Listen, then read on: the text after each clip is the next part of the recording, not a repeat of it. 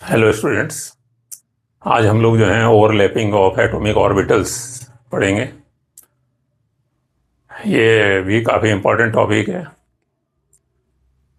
कि SS overlapping, SP overlapping and PP atomic orbitals की overlapping जो है वो कैसे होती है, and sigma and pi bond जो है वो कैसे बनते हैं। सो ओवरलैपिंग ऑफ ऑर्बिटल्स, अगर आप इसका सिंपल सा एक मीनिंग समझें, सपोज दो ऑर्बिटल हैं, एसएस ऑर्बिटल हैं या पीपी ऑर्बिटल हैं, तो वो पास पास आएंगे और एक दूसरे को अप्रोच करेंगे। So partial overlapping of atomic orbital is known as overlapping of orbitals. दो ऑर्बिटल्स हैं, पास पास आएंगे और वो एक दूसरे को अप्रोच करेंगे और दोनों ऑर्बिटल में एक एक इलेक्ट्रॉन जो है वो होगा। In the overlapping of orbitals, partial interpenetration occur। Partial interpenetration होता है, मतलब दो ऑर्बिटल आएंगे तो उनमें पास में जो है पार्शियल इंटरपेनिट्रेशन होगा and resulting in the pairing of electron. दोनों ऑर्बिटल्स में जो उनका स्पिन होगा वो अपोजिट होगा और बॉन्ड बनाने के बाद में जब वो पार्शियल इंटरपेनिट्रेशन होगा या ओवरलैपिंग हो गया तो उसके बाद वो जो इलेक्ट्रॉन्स की है वो पेयरिंग हो जाएगी। And maximum overlapping between orbital the strong is the bond formed.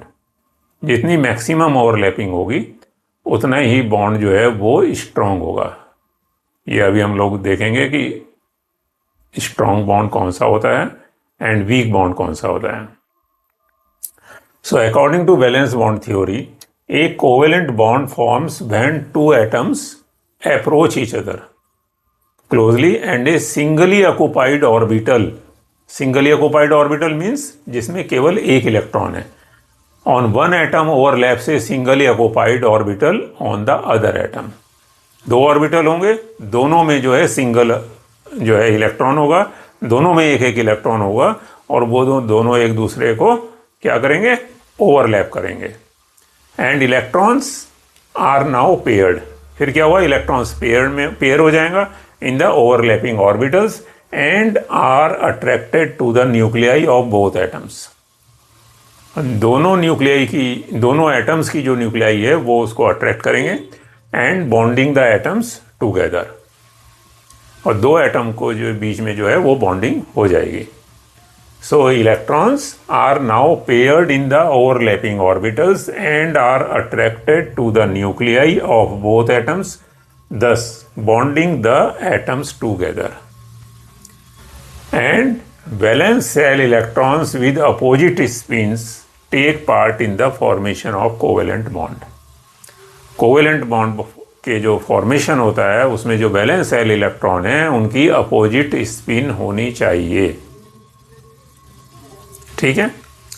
Now अब हम लोग एक एग्जांपल लेते हैं कि हाइड्रोजन मॉलिक्यूल का फॉर्मेशन कैसे होता है। इन द हाइड्रोजन मॉलिक्यूल जो है उसमें दो एच एटम होते हैं और दोनों के पास एक एक इलेक्ट्रॉन होता है और वन इलेक्ट्रॉन जो है that is present in the 1s orbital. So 1s एक एच एटम है, दूसरा भी 1s है, उसमें भी 1 एच एटम है और one electron in this 1s orbital and one electron in this one orbital, and it contains one protons. So in the hydrogen molecule the HH bond results from the overlap of two singly occupied hydrogen 1s orbital। So कैसे hydrogen molecule बनेगा, यहाँ पर अगर आप देखें opposite spin से इसमें भी जो है इलेक्ट्रॉन्स की स्पिन ऊपर की तरफ है, इसमें इलेक्ट्रॉन्स की जो स्पिन है वो नीचे की तरफ है। दोनों के पास एक एक इलेक्ट्रॉन है, दो हाइड्रोजन के एटम हैं और इसमें ओवरलैपिंग कैसे होगी, ओवरलैपिंग इस तरीके से होगी। Now two hydrogen atoms overlap each other and this is the electrons का जो है वो पेयरिंग हो चुकी है and this is the hydrogen molecule. और ये जो है आपका एक जो है सिग्मा बॉन्ड यहां पर बना है, that is covalent bond. Clear. Now during the bond formation of hydrogen molecule, जिसमें हमारे पास टू हाइड्रोजन एटम से वन इलेक्ट्रॉन ईच, क्या होता है, 436 kilo joule per mole of energy is released. Hydrogen molecule के फॉर्मेशन में इतनी एनर्जी जो है वो रिलीज होती है, और इस एनर्जी को हम बॉन्ड एंथैल्पी कहते हैं। This energy is known as bond enthalpy. इसका क्या मीनिंग है, जो प्रोडक्ट हमारे पास बना है हाइड्रोजन मॉलिक्यूल, उसमें जो है इतनी एनर्जी जो है 436 kilo joule per mole less energy है than the starting 2H atoms. Clear है? Therefore the product is more stable, क्योंकि उसमें से 436 किलो जूल पर मोल एनर्जी रिलीज हुई है। इसका मतलब क्या है, इस हाइड्रोजन मॉलिक्यूल की एनर्जी कम है और वो it is more stable due to less energy than the reactants. अगर हम इसी को इतनी एनर्जी दे देंगे हाइड्रोजन मॉलिक्यूल को, देन जो HH बॉन्ड है it will break. So hydrogen molecule is more stable by the energy 436 kilojoule per mole, and this energy is known as bond enthalpy. The new HH bond has a bond strength of this. इसका क्या meaning है कि उसकी bond की strength जो है वो 436 kilojoule per मोल है। In other words, we require to break the hydrogen molecule into two hydrogen atoms, 436 kilojoule per mole of energy. अगर हम 400 देंगे तो इट विल नॉट ब्रेक। 436 जब हम देंगे तभी ये जो है हाइड्रोजन मॉलिक्यूल का ब्रेक डाउन होगा। क्लियर?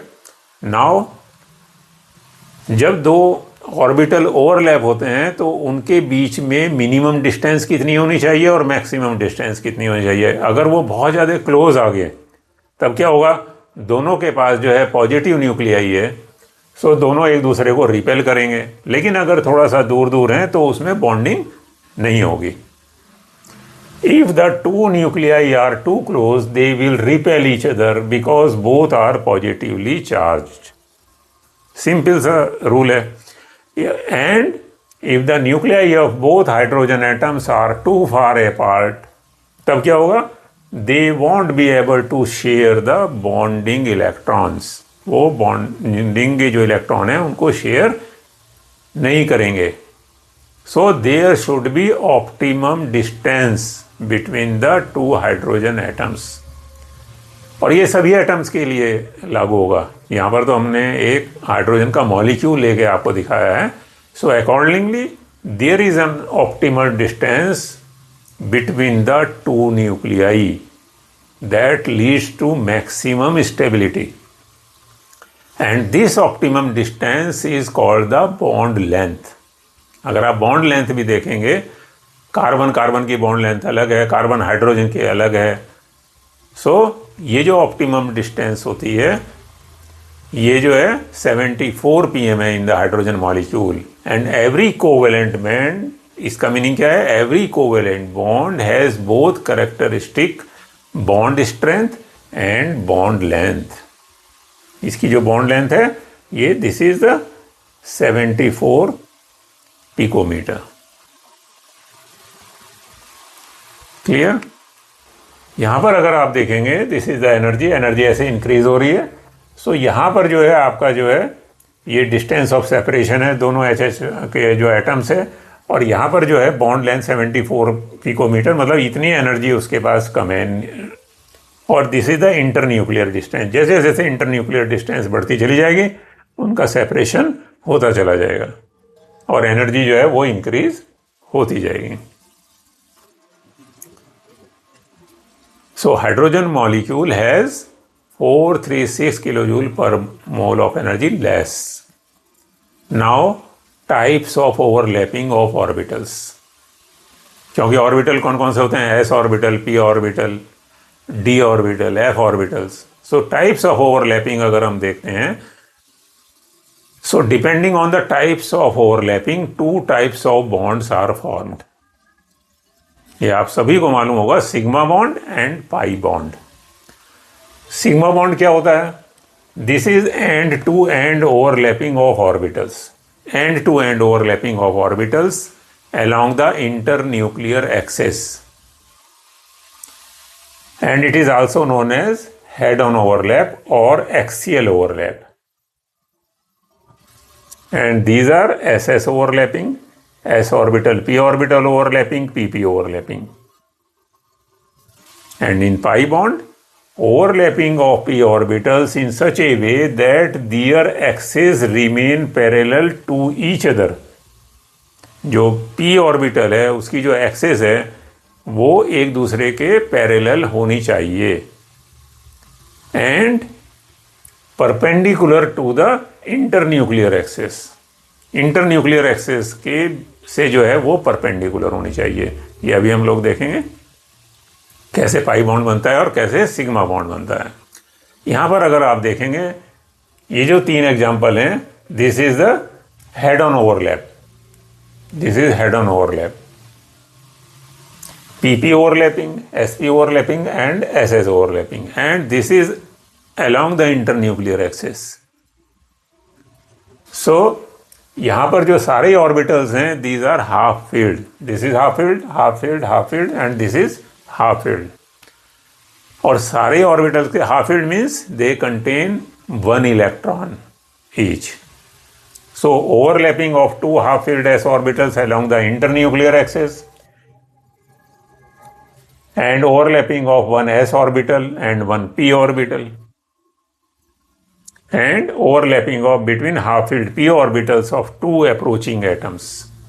2 एटम्स जो अप्रोच कर रहे हैं, अगर उनके पास हाफ फील्ड p ऑर्बिटल्स हैं तो उसमें जो है ओवरलैपिंग कैसे होगी ये अब हम लोग देखेंगे. So this is the SS overlapping, this is SP overlapping, and this is PP orbital overlapping. Means 2 atom हैं जिनके पास p ऑर्बिटल में जो है 1 इलेक्ट्रॉन है और वो दोनों के दोनों एक दूसरे को अप्रोच कर रहे हैं. सो ये क्लियर हो गया. Now SS overlapping, hydrogen molecule जो है अभी हम लोगों ने देखा है डिटेल में, overlapping of 2s orbitals of hydrogen atom. Now SP overlapping, this is the hydrogen fluoride molecule, this is sigma bond. कैसे बनता है? हाइड्रोजन के पास 1 इलेक्ट्रॉन है, ये ब्लू कलर से दिखाया गया है, एंड फ्लोरीन एटम का जो इलेक्ट्रॉनिक कन्फिगरेशन है, this is 1s2, 2s2, 2px2, 2py2 and 2pz1. So this pz1 it contains only 1 electron. So fluorine atom जब हाइड्रोजन के पास जाएगा और हाइड्रोजन फ्लोरीन के पास आएगा तो हाइड्रोजन का जो 1 इलेक्ट्रॉन है और इसका जो pz1 इलेक्ट्रॉन है, इनकी जो है दिस इज SP ओवरलैपिंग, और ये एक बॉन्ड बनाएंगे और यहाँ पर जो है दोनों इलेक्ट्रॉन आपस में इनकी क्या होगी, शेयरिंग हो जाएगी. And PP overlapping, this is the fluorine molecule. Fluorine molecule में क्या है कि दोनों के पास, दोनों फ्लोरीन एटम में एक एक जो है एक एक इलेक्ट्रॉन है, तो यहाँ पर जो है दोनों ने आपस में ये जो है दिस इज p ऑर्बिटल और p ऑर्बिटल की जो ओवरलैपिंग है वो इनकी हो गई है. This is the 1s2, this is 1s2, 2 electron 1 first shell में, एंड सेकंड में जो है 2, 2, 4, 2, 6, 7 इलेक्ट्रॉन है. These are the 7 electron. Here it is the 7 electron. लेकिन pz में जो 1 इलेक्ट्रॉन है, this is 1 electron and here it is 1 electron. इनकी आपस में जो है पेयरिंग हो गई है. This is head on overlap of 2 half filled 2p orbitals, 1 from each fluorine atom. तो ये हम लोगों ने तीनों देख लिया, SS overlapping, SP overlapping and PP overlapping, और उनके एग्जांपल्स भी हम लोगों ने देखे हैं. नाउ जो एक्सियल ओवरलैप होता है या हेड ऑन ओवरलैप जिसको हम बोलते हैं, जो p ऑर्बिटल्स का है, PP ओवरलैपिंग है, वो कैसे हुई है फ्लोरीन मॉलिक्यूल में. This is the molecular orbital of fluorine. अगर आप यहाँ पर देखेंगे, यहाँ पर pz में इसका जो है 1 इलेक्ट्रॉन है और यहाँ पर भी दूसरी, this is second fluorine atom, यहाँ पर भी जो है एक इसमें इलेक्ट्रॉन अवेलेबल है. तो इन दोनों की आपस में this is 1s, this is 2s, this is spherical, this is spherical, and this is 3p orbitals, px, py, pz. Clear? तो यहाँ पर तो सभी में, इसमें भी 2 इलेक्ट्रॉन है, इस वाले ऑर्बिटल में इसमें भी 2 इलेक्ट्रॉन है, लेकिन इस ऑर्बिटल में it contains only 1 electron. Similar case is here. So जब ये आपस में एक दूसरे से ओवरलैप होगा तो कैसे होगा? This is the PP overlapping. तो ये कंप्लीट जो है दिस इज फ्लोरीन मॉलिक्यूल। तो ये आपको समझाने के लिए एक जो है ये दिखाया गया है कि ओवरलैपिंग कैसे होती है। Now pi bond. Pi bond कैसे बनता है? This is the sideways overlapping of 2p orbitals. और उसमें हम लोगों ने जो देखा था कि जो p ऑर्बिटल की एक्सिस है, ये p ऑर्बिटल की एक्सिस है, ये क्या होगा? पैरेलल होंगे एक दूसरे के and perpendicular to the internuclear axis. This is the internuclear axis, internuclear axis के परपेंडिकुलर होंगे। This is the pi bond. कैसे बनता है pi bond? Now this is overlapping और ये पाई बॉन्ड आपका ऐसे बनेगा। Now p orbital axis remain parallel to each other. p orbital axis remain parallel to each other and perpendicular to the internuclear axis. internuclear axis के ये perpendicular हैं। और इसमें जो क्लाउड बनेगा वो ऐसे बनेगा। इलेक्ट्रॉन्स का जो पाई बॉन्ड का जो इलेक्ट्रॉन्स का जो क्लाउड होता है वो इस तरीके से आएगा। Clear? Now what is the difference between sigma bond and pi bond, or what are the properties of sigma bond and pi bond? Sigma bond, it is a strong bond. क्यों है ये strong? Due to head-on overlapping of orbitals, and pi bond, it is weak bond due to the sideways overlapping of orbitals. अब चूंकि ये जो है because it is head-on overlap, so here it is maximum overlapping. और यहां पर this is smaller overlapping होती है ड्यू टू साइडवेज ओवरलैपिंग और lateral overlapping of p orbital.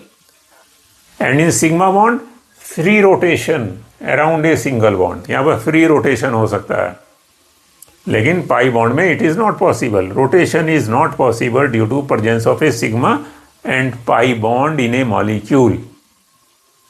In pi bond rotation जो है वो पॉसिबल नहीं है। इन सिग्मा बॉन्ड जो है फ्री रोटेशन जो है वो around a single bond it is possible. Bond is formed along the internuclear axis of orbital, अभी हम लोगों ने देखा।